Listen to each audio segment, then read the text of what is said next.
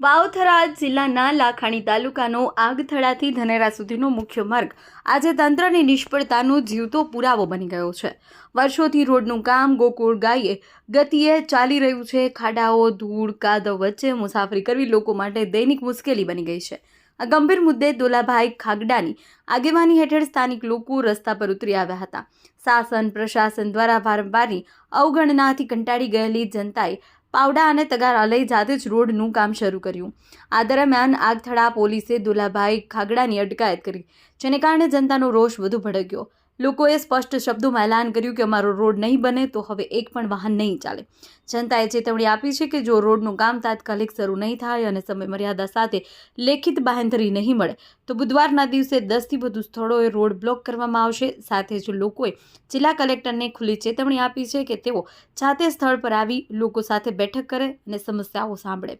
જો કલેક્ટર મેદાનમાં નહીં ઉતરે તો જનતા ધરણા પર બેસવા મજબૂર થશે, જેના તમામ પરિણામોની જવાબદારી વહીવટીતંત્રની રહેશે અને હવે માત્ર માંગ નથી, આ જનતાનો અંતિમ અલ્ટિમેટમ છે। રિપોર્ટ મહાદેવ પ્રજાપતિ, વાવ થરાદ। આગથડાથી ધાનેરા જે રોડ છે એ છેલ્લા 2.5 વર્ષથી એનો ખાતમુહૂર્ત થયા અને સમાજ વિશ્વાસ છતાં અમે આ ચોથી વખત અમારે આંદોલન આ કોન્ટ્રાક્ટરની વિરુદ્ધમાં, આ તંત્રની વિરુદ્ધમાં અમારે કરવું પડે છે। કારણ કે એટલી કામની અંદર બેદરકારી કે અજગર ગતિ કરતાં પણ ધીમું કામ અહીંયા ચાલી રહ્યું છે। અહીંયા જે આવેલા તમામ રાહદારીઓ લગભગ વધારે નહીં, આ રોડ ઉપર સાંજે લગભગ સાંજ સુધીમાં 350 થી 400 સાધન ચાલે છે। અહીંયા અપડાઉન કરવાવાળા હોય છે, વિદ્યાર્થીઓ હોય છે, અહીંયા સરકારી બસો હોય, દૂધના ટેન્કરો, દોડની ગાડીઓ હોય।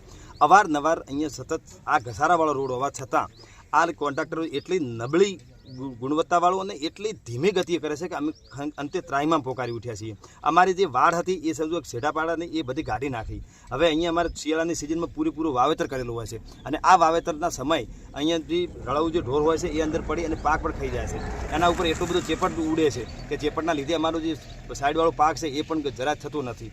અને અહીંયા વારંવાર અકસ્માતો લગભગ એટલે વધારે નહીં પણ નાના મોટા અકસ્માતો લગભગ 200 થી 250 અકસ્માતો થયા છે। આજ નાદલા ગામની વાત કરું તો એક ભાઈને અહીંયા અકસ્માત થવાથી 20 લાખ રૂપિયા એનો ખેતર વેચી મારે 20 લાખ રૂપિયા ખર્ચો કરવા છતાં એ પાર્ટી અત્યારે ખાટલાની અંદર બેઠી છે। તો આનું કોણ ભરપાઈ કરે? અમે આ કોન્ટ્રાક્ટરથી સતત કંટાળી ગયા છીએ।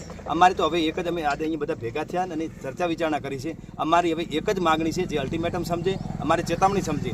અમે અહીંયા આજથી મંગળવાર સુધીમાં 4 દિવસનો વહીવટીતંત્ર કલેક્ટર સાહેબ સુધી કે આ લોકો અહીંયા આવીને વિઝિટ નહીં કરે તો અમે બુધવારના દિવસે આ રસ્તો દરેક જગ્યાએ બ્લોક કરશું અને એની સંપૂર્ણ જવાબદારી એ તંત્રની રહેશે।